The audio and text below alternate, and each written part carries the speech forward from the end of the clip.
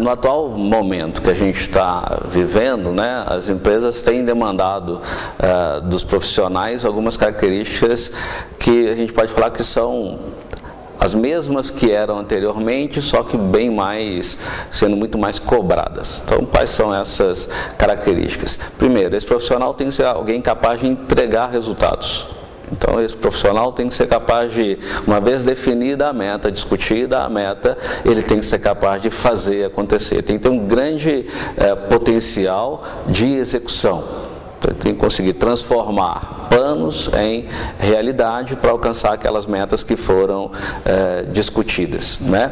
Além disso, para eu saber como é que eu estou caminhando naquela direção da meta, eu preciso saber trabalhar com indicadores.